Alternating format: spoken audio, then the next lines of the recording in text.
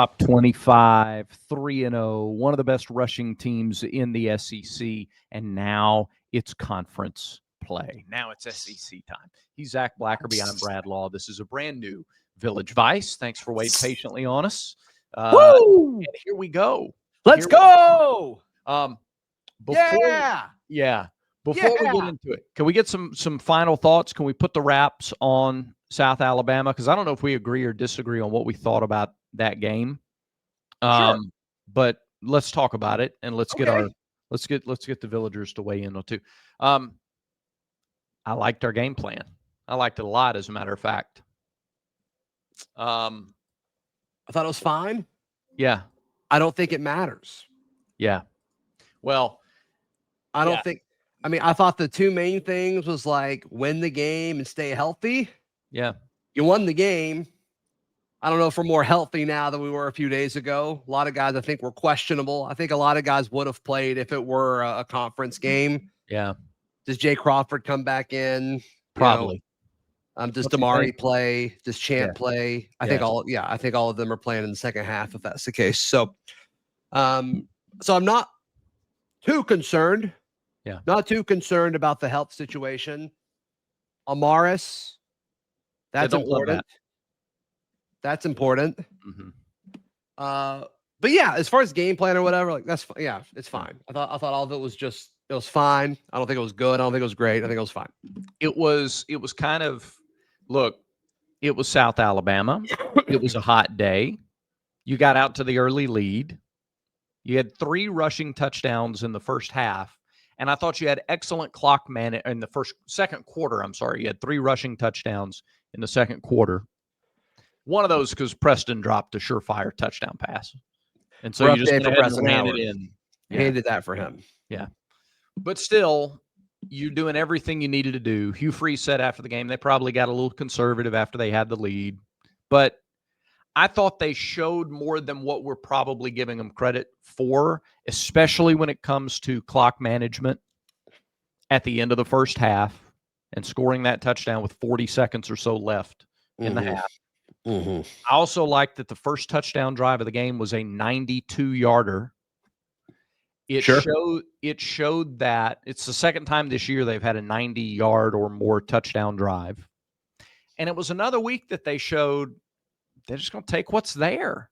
They're not going to get greedy, which is great because you're facing the best defense in the conference statistically so far this Saturday. Oklahoma gives up 9 first downs a game. That's it. Yeah, that's insane.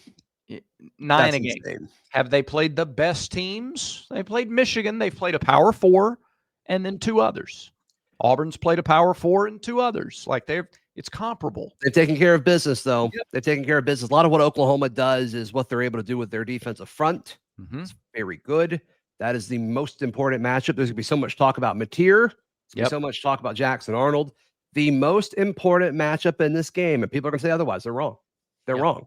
It is Auburn's offensive line versus Oklahoma's defensive line. Yep. That is it. If Auburn wins that matchup, they have a great shot at winning the football game. Yeah. If Oklahoma wins that matchup, Oklahoma will probably win the football game. Yeah. Like that's it. Let's don't overthink this here. Right. Because if Jackson's able to have time against that defensive front, we know he can make plays. We know Mateer can make plays. We know what these guys can do when they're given time. So will Jackson Arnold have time? And this is why I think Auburn fans shouldn't be. Should they go to the top of the bell tower and scream out that they're going to win the game by 3 touchdowns? No. Should they be scared that they're not going to win the game? No. Should they listen to a whole lot of talk from Oklahoma fans about how one side is decidedly better than the other? Absolutely not. Because Auburn has an All-American caliber center. They have capable guard. They have 3 capable interior linemen. They have 3 guys who can play the guard spot. And then they have the 2 best tackles in the portal. If these guys are going to be like, if this is the best offensive line Hugh Freeze has had as a head coach, well, all right, great. Then let's go see it. Let's go line it up. Let's go mano y mano and see what happens. To pivot, what did you think about the reaction from the fan base on Saturday? I wasn't surprised. I mean, it's a little more dramatic than I thought it would be. Yeah, I know it's people not. would be pleased, and that's fine. I don't know if I'm pleased by it. Yeah. It's what I expected. So maybe that's why I'm not feeling it as much as other people. Yeah. And for folks who did expect it, I don't know why. But Yeah. the overall response of like, because of that, Auburn's going 6-6 or 7-5 is the ceiling. Like, Yeah. I don't know. Like, I know we've been through it as a fan base. Yeah. I know we're a little beat up over the last 5 years. I get it. I don't know if this is the thing to really hang your hat on, say we're mailing it in because of this. Yeah. There was a lot of talk in the comments on our shows the last 2 weeks for people going, clearly you guys don't remember New Mexico State. Clearly you must have forgotten what happened to New Mexico State. Completely incomparable situations. They're not the same. That's true. This team is not that team. And first of all, that was a one-off anomaly way late in the season. You could walk into the stadium that day, nobody cared. This was different. This was always going to be different. Yeah, they're different situations for a lot of different reasons. For a lot of different, right. So that's not, I'm not going to spend the whole show talking about why they're different. I'm just saying and also highlighting what is admittedly an outlier historically is always strange to me. Yes. Yep. That doesn't make your argument.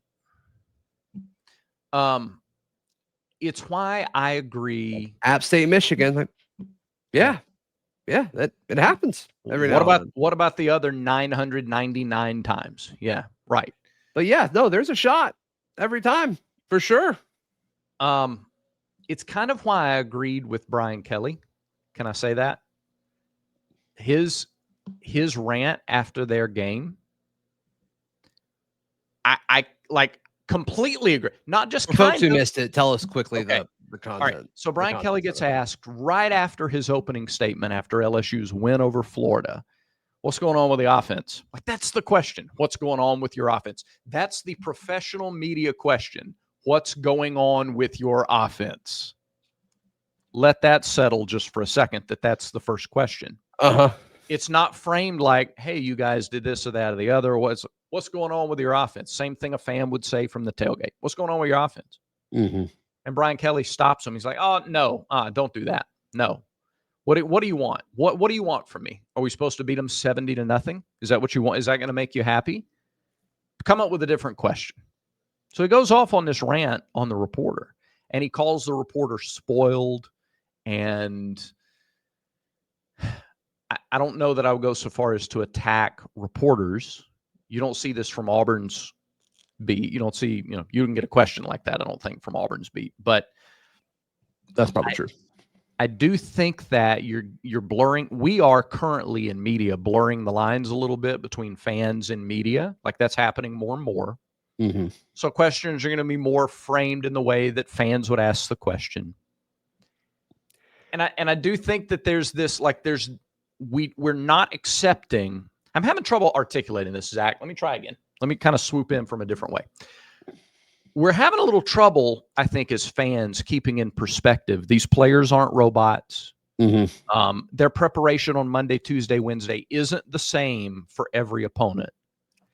And if you think it is, you're wrong. That's not how football works. And if you're honest, you know it. Your approach to your job isn't the same every week.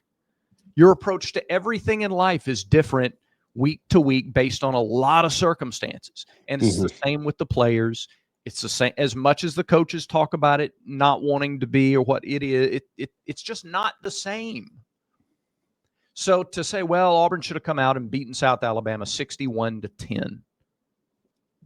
Why? Because they have a better roster, period. That's not it. Yeah, I mean, not one metric predicted anything close to that. Correct. No, the line going into the game was what, 21 or 24? I got it at 25.5. All right, 25.5. So again, Auburn didn't cover. I think where some of this comes from is people betting on Auburn to cover and then not covering, and so they get mad. But don't bet on 25-point spreads would be my advice. That's tough. That's I mean, tough. we said the same thing with Ball State the week before, though, when it was at 41.5 or 42.5 or whatever it was. Mm-hmm. But it's just not realistic. It's not honest. It's not. The Brian Kelly thing, if I may add, Yeah, I agree with everything he said. I don't think he should have done it, but I do agree with him. I think he's punching down a little bit. Yes, I would agree with that. I think he's punching down a little bit. I also think I think the intentions were good. You know, my guys went out there, went to war. We've got 2 really good wins already this season. Maybe the best resume in college football. Like, I think you could argue it. Here we go. Believe in my guys. And now the story is about him. Yeah. I don't love that. And I don't think that was his intention, was to make it about the rant, I think. Right. You know, so it's about him because he punched down. And so the people he punched at get to write the narrative. They get to form the narrative. Yeah. And like, I mean, I'm sure situation. LSU fans know, I'm sure there's a big talk about who it was that asked the question. Yeah. I mean, I'm thinking if this happened in Auburn, we would all know who asked the question immediately, and that would be a big talking point. Yeah. So-and-so asked this, and then that's the conversation for the next 2 or 3 days. Mm-hmm. I don't think that's good for Brian Kelly. I don't think. And I know it's fun to hate on Brian Kelly. I don't care. I don't feel one way or the other about him. I think he's a good coach. He's won everywhere he's been. But I agree with the message. Don't think he should have been the one to do it at that specific moment. Yeah. I heard somebody say maybe give him 5 or 10 more minutes to cool off after a game, but I don't know. Even the way the question was phrased, Zach, and the follow-ups, because for those who haven't seen the video, go watch it. It's very easy to find. There's an exchange. The reporter's contentious right from the get-go. I get like you said, I get the message. I get the coach being frustrated because he just coached for 3.5 hours and his team won a conference game. And it's like, double digits. What do you want? What do you want? Do you want it 70-0? Do you want to look perfect? Probably. You probably want it to look perfect. It's not going to look perfect. I'm sorry. It's just not. Can you be happy with a win and acknowledge, this is my least favorite thing in all of sports. Well, if Auburn plays like that against Oklahoma, they'll lose. Right. But there's nothing that would make you think they're going to.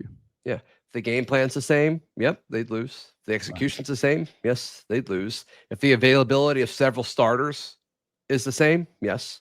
But we all know that's going to be different. We all know Here's all my of least it favorite will thing. be different. Here's my least favorite thing. The same people who are upset about Auburn losing or winning by only, however many points. If Auburn would have won 63-3 or whatever, well, let's see what they do against Oklahoma. Right. It wouldn't have counted. Nothing matters until I see them. I'm not going to get excited until Oklahoma. Right. It's like, what are you doing? Why even watch the games at that point? Yeah. Where's your joy? Where's your joy come from? Do you get any joy out of this? You enjoying this? I don't know. I enjoy the heck out of. I love it. Auburn's 3-0 for the second time since 2019. Do you realize that it's only the second time since 2019? Auburn's 3-0. I'm going to enjoy the heck out of that. Yeah. And there's nothing to make me shrink back and think. We'll talk about the matchup a good bit this week. There's nothing in this matchup that makes me shrink back and think Auburn can't go win in Norman. There's nothing? There's nothing. Are you picking Auburn this week? Yes, I'm going to pick Auburn this week. Is there a situation where you would not pick Auburn? With what's left on the schedule and what I've seen of these teams so far, no. I love it. There's no opponent left on the schedule that has shown me so much that I don't think Auburn can win the game. All right. So we'll talk more about this after you tell the good people about Rhoback. Yeah, Rhoback.com, RHOBACK.com. They've got performance hoodies. They've got collared shirts. They've got the quarter zips. They've got so many other things over at roback.com. Use promo code BARN20 to get 20% off your order. That's at roback.com. It's good looking stuff. Man, that's good looking game day stuff. So, Oklahoma, best defense in the SEC. They ran over Michigan. They ran past Temple. Temple barely did anything against them. Didn't score a touchdown in the game. Auburn is a running team. They've scored 10 rushing touchdowns. Last year, they scored 13 all year. They've scored 10 so far this year. I saw somebody post last night a comparison of Jackson Arnold's numbers through 3 games last year and 3 games this year. Did you see that? No. They're very close. They're quite close. Okay. And so the Oklahoma people, who are never shy about sticking their nose in and giving their opinion, which we love here. I know right now we get a lot of Oklahoma people on this show this week. So welcome. We look forward to the debate, the civil discourse. But their response is, "Oh, this guy's in for it. He doesn't know what's about to hit him. He's the same guy. He's not any different." Good. Please believe that. Please believe that, because numbers are the same. What's not the same is he's got 4 rushing touchdowns this year. I think he had 2 through 3 games last year. He has 1 fewer carry this year than at this point last year, and about 40 or 50 more yards. But the way that he's running this offense gives me a tremendous amount of confidence. Auburn's controlling the clock offensively. Now, if the defense stays on the field too long, that's different. But Auburn had like 4 or 5 10-plus play drives. They had a drive Saturday that was 7.5 minutes, and another that was 8.5 minutes. They got 10 points out of those drives. You must control the clock and find a way to get first downs against an Oklahoma defense that only allows 9 a game. Yeah. And some of the Oklahoma stuff is because Oklahoma's good. And some of it is who they've played. Like, does Oklahoma have a top 3 SEC defense? Yes. Has Oklahoma's defense been truly tested yet? I don't think so. No, I don't think so. I think Michigan is a really strong brand. I think Michigan has a quarterback that will be a star one day. But he is not one yet. That was not an offense that was ready to compete at a high level when they played Oklahoma 2 weeks ago. Yeah. Does that mean saying Oklahoma's defense is bad? No, that is not. I want to be very clear on this. But I do think Oklahoma's defense will have its toughest task of the season so far when Jackson, Cam Coleman, and Singleton and the Auburn offense goes to Norman this weekend. Michigan had Justice Haynes and Jordan Marshall, 28 carries for like 150 yards, but Haynes had a 75-yarder. You take that away, they ran for under 3 yards a carry. So that's 2 running backs. Underwood really his legs did not play a factor. And I don't know what their first opponent's quarterback tried to do. I don't know what Temple's quarterback tried to do with his leg. They just couldn't get it. It's Temple. It doesn't matter. It doesn't matter. It ain't Jackson Arnold. So it's a very different rushing attack than what they've schematically. It's different from what they've faced so far this season. So they built the lead. They forced Michigan to move away from committing to the running game. And outside from the 75-yard run, they didn't give up anything on the ground, but they're facing running back runs. It wasn't the RPO.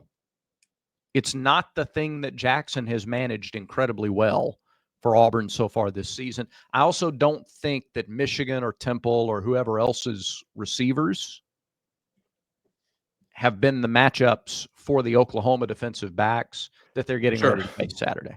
Yeah, and also there's the element of Auburn has to use the receivers better, I think. And I think we will see a really solid game plan when it comes to that this weekend. It does matter if guys are out. Like the guys who are out matter. There was no Malcolm Simmons Saturday. There was no Damari Alston Saturday. I would expect you see both those guys against Oklahoma. And I think that matters. And I kind of get the impression if Auburn would have played Oklahoma last week, they would have played. I do too. I think Champ Anthony would have played. Yeah. I think Jay Crawford would have gone back in. Yeah. Rashawn Pleasant. What's going on with Rashawn Pleasant? I'd like to see him in the game. Sure. Especially in the return game. Yeah. We're going to have people calling fair catches and they don't catch the football. Yeah. It's just we find a new way to get a penalty on special teams every week. It's crazy. Yes, it is. Yeah. How about Bryce Kane, the one that he did get a chance to return? He was pretty good. I like Bryce Kane back there. I don't like him as much as Pleasant, but I like Bryce Kane back there. Sure. Yeah. Okay. Yeah. Get him on the field somehow. I'm cool with it. Do you have any more thoughts on this to start the week, or can I go into my rankings rant before we finish? I'm good. Go ahead. Okay. So I watched the Giants-Cowboys yesterday. Great game. Entertaining. Couple of brands, big brands. Two of probably the 5 biggest brands in the NFL. Back and forth they go. Entertaining game. It wasn't entertaining because one was ranked 6th and one was ranked 15th. The rankings, we are now so past the time where we need top 25 rankings. They're over. They need to go the way of the spring game, and there's sweeping changes in college football. We can't. The rankings are they're past their prime. They're over the hill. They need to go. I disagree. Continue. Oh no. Why do we need them? Because there's no consistency. There's no logic to the rankings. They don't add any. Would Georgia Tennessee have been a less intriguing game without the numbers beside the team names? Well, I think most people don't know. I want college football to be for everyone. Mm-hmm. I want to be watching a game, and my wife, who does not follow football but does enjoy big moments, to walk into the room and be able to look at the score bug and say, oh, this team is good. Mm-hmm. I think that's important. I think it's important not for the top college fan, but for college fans who are fans just on Saturdays. I think it's important. Is Clemson good? I don't know. That's my point. Is South Carolina good? I think they're decent. Is Georgia Tech good? Is Baylor good? Who's good? Who knows who's good? Don't know. Okay. That's kind of my point in all this is, so you have Georgia Tech jump into the top 25. And this isn't just because they jumped higher than Auburn. Let me ask questions back on that. Okay. Was it a big moment in college football when Georgia Tech beat Clemson, regardless of if we know if Clemson's good or not? Was it a big moment? I don't think it's a less big moment if Clemson's not ranked. If rankings don't exist, meaning neither team is ranked. I disagree. Okay. But the ranking is like we've made it something that's not honest. But we all know that it's not honest. But it still adds some context to folks who don't follow college football Monday through Friday. Would Appalachian State's upset of Michigan been any less of a dramatic upset if Michigan hadn't been ranked in the top 10? It's David Goliath. It was App State, Michigan. I mean, I think it probably matters more that they're ranked higher. Sure. I disagree. I just don't think so. I don't think it's necessary. And because it's so dishonest, and we're shining the light on how dishonest it is with the interview last week with the girl who and I want to be clear here. I'm agreeing with you that it's not accurate. Yeah. I'm agreeing with you there. But I do think it offers some context, whether it's brand power or how just people decided to vote that week, because it does seem to change from person to person and from poll to poll. But I do think it is an element of the game that does add to certain moments, whether the context is correct or not. Yeah. And look, from the Auburn perspective, like Auburn's back in the top 25. I shouldn't be talking about abolishing top 25 rankings. It's just, I watched Georgia Tech climb into the top 25 after beating Clemson. Yeah. So we're saying, all right, they deserve to be ranked because they beat a team that we now keep out of the rankings. So Clemson's not in the top 25 now. So was it that big a like? Do you cheapen the win over Clemson because you don't rank them now and you rank? Well, if Georgia Tech's 20th and Clemson's out, well, they should have beaten them. If Vanderbilt is now ranked and South Carolina's not, why did they jump so much? Because they beat the 11th ranked team, but they're not the 11th ranked. Oh, but they had the 11 by their name when they played them. So what? I don't see. To me, there's way too much disconnect. It's not. I get that. It's not. It's not a tight enough ball. Like I can't. It's not there. Yeah. My response. I think we need less voters. If I'm being 100% honest with you, 62 now. Is that right? It's a lot. Yeah. I think you need less voters. And I don't want to say more transparency. I think it's already pretty transparent, but there's no way all of those people are watching all of the games. There's no way. And especially if they've got writing jobs or whatever, and their team plays a night game. I've talked to voters that have previously been on Auburn's beat that were AP voters for the season. And if there's a night game, it's like, I didn't get to watch any of these games. And I'm at the stadium till, 10, 11, midnight, 1 o'clock, doing stuff for my paper, for my website. And then, I've got to do my ballot. And how much time are you putting into that when you've got a deadline that's in the middle of the night or whatever, and you've been working for 9-10 hours? Right. So is the system ideal? Probably not. But I still think you need them. It's still I think it still adds to the game. It's like using a fax machine. It's like doing your work using dial-up internet. It's so done. With the NFL, like to compare it to the NFL, because that's how you started this discussion watching the game yesterday. The difference is everybody is on an even playing field in the NFL. College athletics is not that way. And so if you see a team that at this point of the season is 2-0 against another team that's 2-0, you're like, oh, this is a big game. But records don't mean anything in college football, especially early in the season. You could be 3-0, but you haven't played anybody, right? Okay. Not all 3-0s are the same. Right. And so like later in the season, if you see, someone's team A is 8-2 on Monday Night Football and the other team's 7-3, it's like, this is a big game. Yeah, it would be that way. You don't have that. Like that's not possible in college because everyone's way of scheduling and records, because there's so many teams, it's not applicable.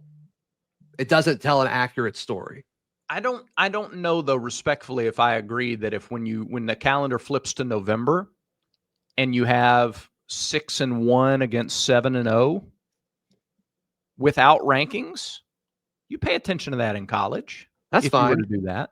But ironically, though, in November, like the rankings are probably closer to being correct, right? Probably. Yeah. And by then, like I'll even yield this. I'm willing to give up a little bit. I'm willing to compromise that if you want to wait and do the playoff rankings and let that be the only ranking system that, like, if we can't use a computer-based net ranking or RPI like we do for basketball and baseball, it seems to work fine for them. Yeah. With even more teams, but we can't do that for football because we must have the fax machine of, we got to have the rankings. No, I mean, I'm pro BCS. I don't know why we don't just bring the BCS back and take the top 12 teams, but it's not the way to do it. So. Soon to be 16, and then Notre Dame joins a conference. And whatever. Have your automatic qualifiers and then take the top BCS rankings after that. Like, I'd have no issue with that at all. Yeah. But especially, I don't know why yesterday especially bugged me more than usual about the rankings. But Georgia Tech and Vandy jumping in and Clemson and Carolina falling out. To me, that was just this flashing red light of this doesn't mean anything. It doesn't. We don't need it. It's the dial-up telephone. It's the fax machine. It's done. Especially when there's so many like better ways to track them when it comes to analytics. For sure. And you're right. It is weird with baseball and basketball. We've kind of figured that out. And some of it's Ken Palm, some of it's net, whatever that might be. But we've got these metrics that are pretty spot on when it and comes down to it. larger fields for the championship system for those sports. And so, I They think also play as more games, and so there's Sure. more data out there too. I don't know how much that matters, but Yeah. it might matter a lot. Yeah. Well, it's just, again, it feels like Blockbuster Video. Sure. We passed it. We don't need it anymore. Yeah, I don't care how you get the number next to the names, but I do think the number next to the names matter. Is the game against Oklahoma more intriguing, less intriguing, or just as intriguing with or without rankings by the name? It's more. I don't think it is. I just don't think it is. How can you say that? Two because ranked teams playing against each other? I think for Auburn and Oklahoma, now to your point about being for everybody, right? If I'm one of the 8 fans in Los Angeles who watches college football, maybe it adds to the compelling story of the game. But for people who follow Auburn and Oklahoma, it's 3-0 against 3-0. But it's not the 8 people living in LA. I think the average SEC fan, and once again, is just a fan on Saturdays, which probably isn't the average SEC fan, but I think you understand what I'm saying. Yeah. When they turn on Illinois, Indiana, I think a lot of people that care about college football, but maybe not the Big Ten, don't realize that that's kind of a playoff game. Yeah. They probably don't know that. Illinois is good at football? Yeah. They are really good, by the way. That's a good team. Yeah, sure. Not because they have a number 9 by their name, though, but because they have an offensive line that pushes people around and they run the ball well, and Altmaier's been a good quarterback. I get it, dude. I get it. All right. But I will, you know what, though? I will give you, I will yield a little bit on that more people will watch that game. I think we probably meet in the middle in saying this. More people will watch it because of the numbers, but the numbers don't mean anything in September. They're just numbers. They're arbitrary numbers. Sure. They're arbitrary numbers. What's the game that I was looking at? I know we got to go. But Arizona State Baylor. Okay. Arizona State Baylor. Let's tag a 9 next to Baylor and a 19 next to Arizona State just to get more eyeballs for that game. Mm-hmm. I would submit to you that will be a better game than Illinois, Indiana Saturday. It might be a better game, but it won't mean as much. Why? Because of the rankings? Yeah, Illinois and Indiana, the winner of that game has a shot to make the playoff, Brad. So does the winner of Baylor and Arizona State. Probably not. You don't think the winner of that game is one of the is in the driver's seat in the Big 12? Oh, for the automatic qualifier. Okay, that's fine. Okay, that's fine. Yeah, I was thinking as far as like being a top 12 team because Ohio State is going to win the Big 10 or whatever. So okay, sure. All right, sure. Yeah, that's fine. All right, that's fine. So I don't know. Yeah, and the average college fan that's once again just sits down on Saturdays and turns games on may not realize that. Yeah. And I think that does a disservice to Baylor and Arizona State. It's not going to change. Like, we're not going to get rid of the fax machine. We're not going to close down the Blockbuster Video. Like, the rankings have been around way too long and they matter to too many people. And they do. They draw in a few more, they draw in more people to watch the game if they're a casual fan. Which most people are casual fans. Like most of the people who watch are casual fans. You're right. You can tell with our numbers and viewership. Like when it's big weeks and it's ranked matchups, like the stuff goes up. And when it's not, it goes down. Like it matters. You're right. It has an impact. Whether it should or not, different conversation. But I do think it does have an impact. Texas A&M, Notre Dame, any less of a good game because they were both ranked? Or if we had taken the numbers off their names? I don't think so. But maybe I'm in the minority there. I don't know. Not everybody has to agree. That's true. I think that does it for today's show. It does. Appreciate everybody watching, and would love to get your comments as well. If you haven't subscribed yet, you're going to want to subscribe. Even you Sooners who are here, subscribe to us for the week. Like, check it out. Talk to us. We're gonna have a great time. We're friends here. That's right. And remember, until next time, everyone has vices. Make sure Village Vice is one of yours.